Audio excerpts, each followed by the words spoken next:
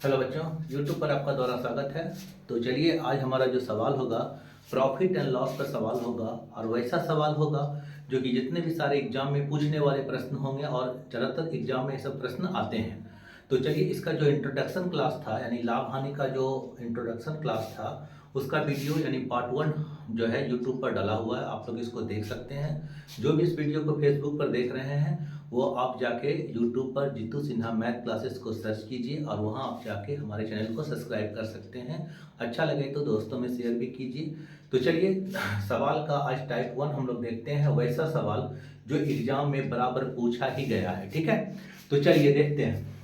बोलता है 12 वस्तु का क्रय मूल्य 16 वस्तु के विक्रय मूल्य के बराबर है तो प्रतिशत हानि कितनी की होगी। ये बहुत इंपॉर्टेंट सवाल है और लगभग सारे एग्जाम में ये सवाल पूछे जाते हैं। ठीक है, तो चलिए क्या दिया गया है ध्यान से देखिएगा कि 12 वस्तु का क्रय मूल्य होता है यानी सीपी यानी कॉस्ट प्राइस हम लोग उसको बोलते हैं, यानी वैसा मूल्य जिस मूल्य पर कोई वस्तु को खरीदा जाता है। ग्राहक द्वारा किसी वस्तु को जो खरीदा गया मूल्य होता है उसको हम लोग कॉस्ट प्राइस यानी सीपी बोलते हैं। किसके बराबर है तो 16 वस्तु के विक्रय मूल्य के बराबर है, यानी विक्रय मूल्य का मतलब हो गया सेलिंग प्राइस और इसको हम लोग शॉर्ट में एसपी से दिखाते हैं। तो आपको क्या करना है, इसको रेशियो में लाना है। तो आप यहाँ ध्यान दीजिए सीपी और नीचे को एसपी ले आइए और इधर हो जाएगा 16 और इधर हो जाएगा 12। ठीक है, ये आप काट भी सकते हैं 4 बार में और 3 बार में 4 का पहाड़ा से। अब आपको कंपेयर कर देना। देखिए सीपी हमारा 4 है, एसपी हमारा 3 है, यानी कोई वस्तु को हम 4 रुपया में खरीदे और 3 रुपया में इसको बेच रहे हैं तो हमको लॉस हो रहा है। स्वाभाविक बात है कि हम 3 रुपया में 4 रुपया में कोई वस्तु खरीद के लाए हैं और 3 रुपया में उसको बेच रहे हैं तो हानि कितने का हो रहा है, तो हानि हो रहा है हमको 1 रुपये का। देखिए ध्यान से, यानी हानि बराबर जो फॉर्मूला होता है वो क्या होता है तो सीपी माइनस एसपी होता है। सीपी हमारा 4, एसपी हमारा 3 और कितना का अंतर तो 1 का अंतर।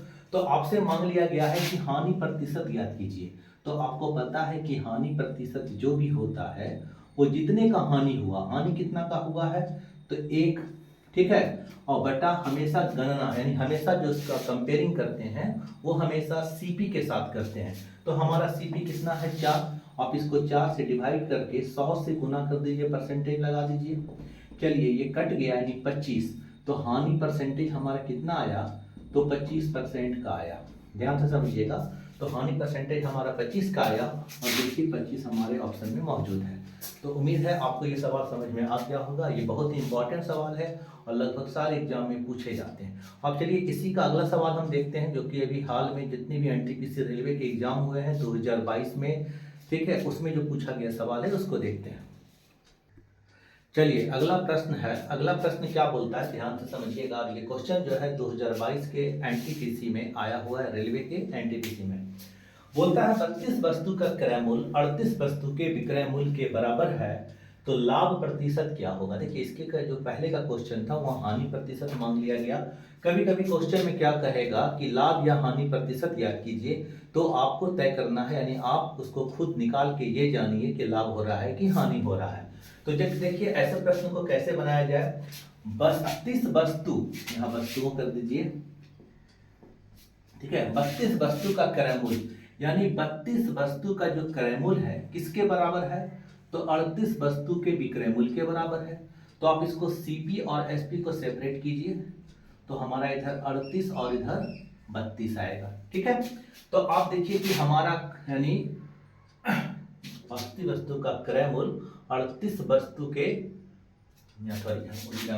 ठीक है, तो 32 वस्तु का क्रय मूल्य 38 वस्तु के विक्रय मूल्य के बराबर है। तो सीपी इधर 38 इधर नीचे 32 हो गया, तो हमारा सीपी कितना हो गया 38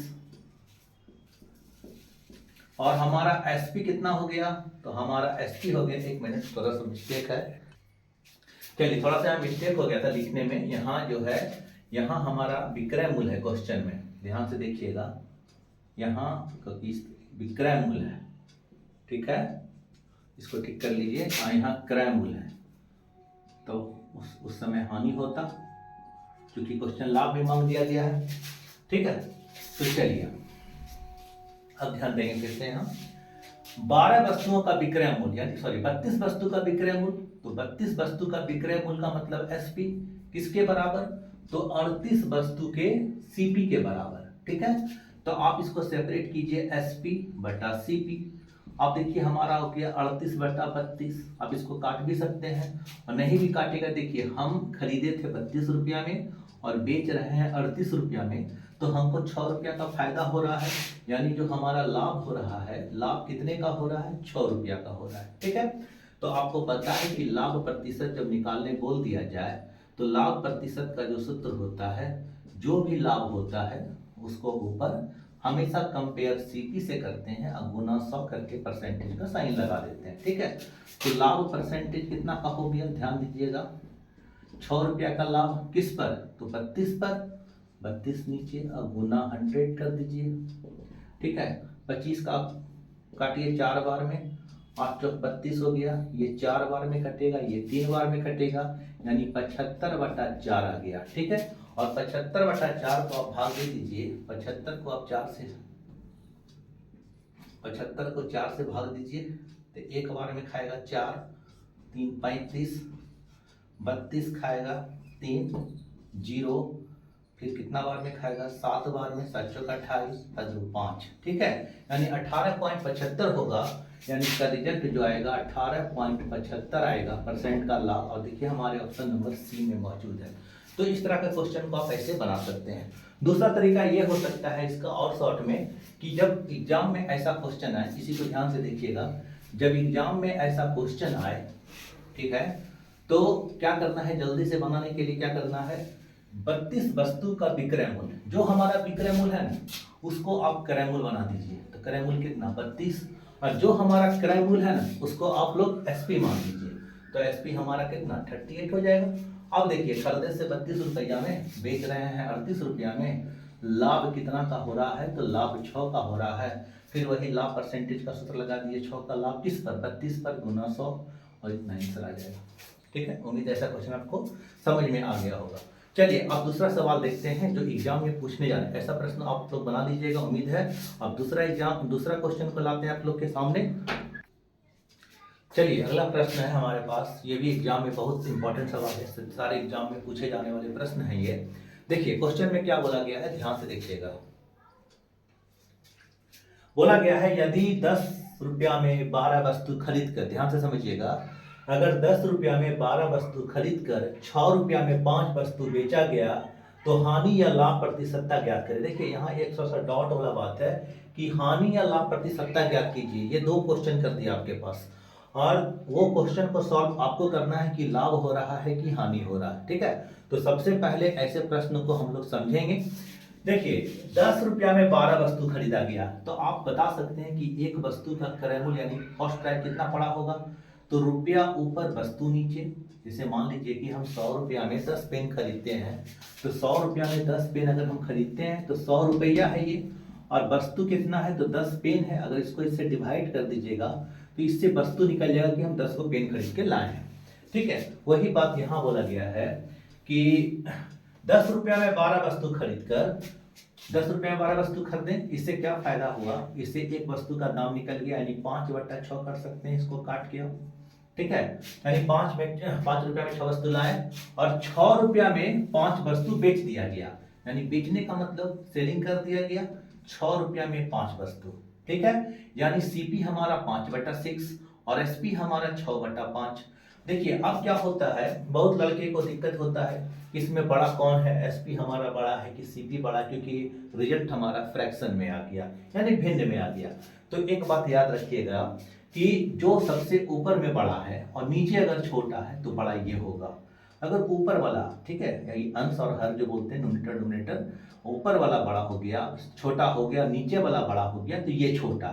और भी आसान कर सकते हैं आप इसको, ये नीचे वाले जो है हर का, यानी हर यहाँ 6 और 5, आपको 6 और 5 का एलसीएम ले लेना है, और इसका एलसीएम कितना आएगा, तो इसका एलसीएम 30 आएगा, 30 आएगा।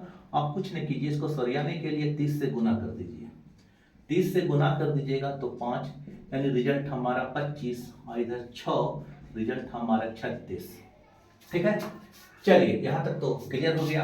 अब देखिए हम खरीदे थे कितना में, हम खरीदे थे कितना में, 25 रुपया में, और हम बेच कितना ले रहे हैं, तो 36 रुपया में बेच रहे हैं, यानी हमको फायदा हो रहा है। 25 रुपया का माल 36 रुपया में बेचा जा रहा है, तो लाभ कितने का हुआ? तो लाभ हम निकाल लेंगे 36 माइनस 25। देखिए हमारा रिजल्ट 11 होगा। ठीक है, यहाँ तक कोई दिक्कत नहीं। जब ये 11 होगा तो हमको मांग क्या गया है? तो मांग लिया गया है लाभ प्रतिशतता। अब हमको पता चल गया कि लाभ होगा, हानि तो होगा नहीं। तो लाभ प्रतिशतता मांगा गया, तो लाभ जो भी हुआ हो बटा किस पर? तुलना हमेशा सीपी पर, और गुना कर देंगे 100, यही हमारा सूत्र होगा। तो आप देखिए, अब क्या करना है, लाभ प्रतिशतता को डायरेक्ट निकालना है। तो लाभ कितना का? तो 11 का। सीपी हमारा कितना बना? तो सीपी हमारा बना कितना? 25। ठीक है, और गुना 100 कर देते हैं। ठीक है, देखिए ये क्या बार में? 4 बार में। 11 चौक कितना हो गया? 44, यानी 44% का लाभ हुआ।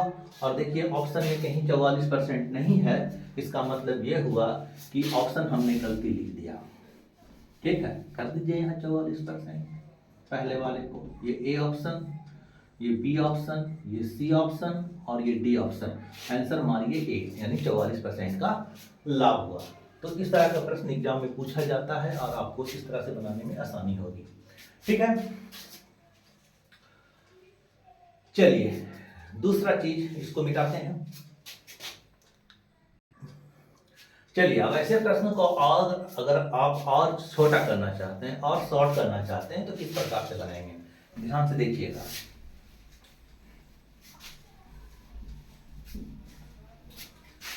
देखिए ऐसे प्रश्न को अगर दूसरे तरीका से बनाना हो, ठीक है, तो कैसे बनाएंगे? क्या बोलता है, यदि 10 रुपया में 12 वस्तु, आप इसका एक लिखिए सीरीज। 10 रुपया में 12, 10 में 12, 6 रुपया में 5, आप लिख दीजिए 6 में 5, यहाँ तक नंबर लिख दिए। चलिए अब क्या करना है, अंदर वाला, ये बाहर वाले को एक्सट्रीम बोला जाता है, अंदर वाला है, इसको गुना कीजिए। 12 छक 72, और बाहरी वाला का जो गुणनफल होगा उसमें इसको घटा दीजिए। 10 बचे 50, और जो घटा रहे हैं ना उसी से इसको डिवाइड भी करेंगे, भाग दे देंगे। और परसेंटेज निकालना है तो 100 लगा के परसेंटेज का साइन मार देंगे। ठीक है, आप देखिए 72 में से 50 चला गया तो रिजल्ट हमारे पास 22 होता है। और ये 50 कै बार में कट गया? 2 बार में। तो 22 गुना 2 कितना देगा? 44। अगर रिजल्ट हमारा पॉजिटिव आया, क्या आया? रिजल्ट हमारा पॉजिटिव आया, तो आपको मान लेना है कि ये लाभ हो रहा है। अगर यही यहाँ माइनस, ये छोटा ये बड़ा हो जाता, रिजल्ट हमारा माइनस में आता, तो हमको हानि होता। तो आंसर हमारा 44% का लाभ। उम्मीद है आपको बढ़िया से समझ में आ गया होगा। ठीक है, चलिए और भी क्वेश्चन देखते हैं। चलिए आइए, अगला प्रश्न हमारे पास है। ये भी क्वेश्चन इंपॉर्टेंट है और एग्जाम में ये क्वेश्चन जरूर से जरूर आता है। जितना भी एग्जाम है सब में ये क्वेश्चन आता है। बोलता है जब 4 रुपया में 5 नींबू खरीद कर, लेमन मतलब नींबू हो गया, जब 4 रुपया में 5 नींबू खरीद कर 5 रुपया में 4 नींबू बेच दिया जाए तो कितने प्रतिशत का लाभ होता है? ठीक है, तो देखिए खरीद कितना रहा है? 4 में 5, तो हमारा सीपी कितना बन जाएगा? 4 रुपया में 5 को। एसपी हमारा कितना बन जाएगा? बेच रहे हैं 5 रुपया में 4, तो 5/4। आपको 5 और 4 का क्या लेना है? एलसीएम। और 5 और 4 का जो एलसीएम आएगा वो 20 आएगा। ठीक है, आप इसको कुछ नहीं कीजिए, 20 से गुना कर दीजिए। ठीक है, इस राउंड फिगर में आ गया 4 बार में और ये 5 बार में, यानी खरीदे 16 टका में है और कितना में बेच दिए? 25 रुपया में। ठीक है, चलिए आप देखिए, खरीदा गया 16 रुपया में, बेच दिया गया 25 रुपया में। स्वाभाविक है कि हमारा जो है सीपी से बड़ा हो रहा है एसपी, हो रहा है ना। जब ऐसा हो रहा है, जब एसपी हमारा बड़ा हो सीपी हमारा छोटा हो, तो ऐसे कंडीशन में हमेशा लाभ होता है। और ये लाभ कितना का हो गया? तो 25 में से आप 16 घटा दीजिए, यानी 9 रुपये का लाभ हो रहा है। कितने का लाभ हो रहा है? 9 रुपये का लाभ हो रहा है। ठीक है, या आप रुपया इधर लिखिए या तो रॉ इसका साइन लगा दीजिए, 9 रुपये का लाभ। ठीक है, अब हमको मांगा क्या गया है? लाभ प्रतिशतता ज्ञात कीजिए। तो लाभ परसेंटेज बराबर कितना? जो भी हुआ लाभ, तो 9 रुपया का लाभ। किस पर? हमेशा सीपी पर। सीपी हमारा 16 से डिवाइड करके 100 से गुना कर दीजिए। चरका पहाड़ा से काटिए 25 बार में और ये 4 बार में। 25 नमा 225। चलिए 225 को डिवाइड करना है 4 से, तो आप इधर भाग दे दीजिए। 225 को अगर आप 4 से डिवाइड करते हैं तो 5 बार में 20 चला जाएगा, उतरेगा 2 5, 6 चक 24 कटेगा, उतरेगा 1। ठीक है, तो आप इसको लिख सकते हैं 56.1/4% का क्या हुआ, तो लाभ परसेंट हुआ। क्लियर है। और देखिए हमारा आंसर यहाँ बी नंबर में मौजूद है। तो उम्मीद है आपको सारा सवाल बढ़िया से समझ में आ गया होगा। जितना भी एग्जाम में आपको सवाल पूछा जाता है वही सवाल हम आपके पास लेके आएंगे। और अगर आपको हमारा चैनल बढ़िया लग रहा है, हमारे बताने का तरीका बढ़िया लग रहा है, अगर आप लोग इस वीडियो को फेसबुक पर देख रहे हैं तो आप यूट्यूब पर जाके जीतू सिन्हा मैथ क्लास को आप सर्च कीजिए और इसको सब्सक्राइब कीजिए, लाइक कीजिए, और जितना हो सके दोस्तों में, रिलेशनों में जो पढ़ने वाले लोग हैं वहाँ आप इसको शेयर कीजिए। ठीक है, क्योंकि जो पढ़ने वाले लोग हैं उसी के पास शेयर करने से हमारा वीडियो बढ़ेगा। बाकी जो नहीं पढ़ते लिखते हैं उसके सामने वीडियो भेजने से कोई फ़ायदा नहीं। ठीक है, आज के लिए इतना ही, धन्यवाद। आप फिर हम अगले बार आपके लिए जो महत्वपूर्ण क्वेश्चन का जो संग्रह है, ऐसा क्वेश्चन जो एग्जाम में पूछा जाता है उसको आपके पास लेके आएंगे। आज इतने ही रहने देते हैं। धन्यवाद।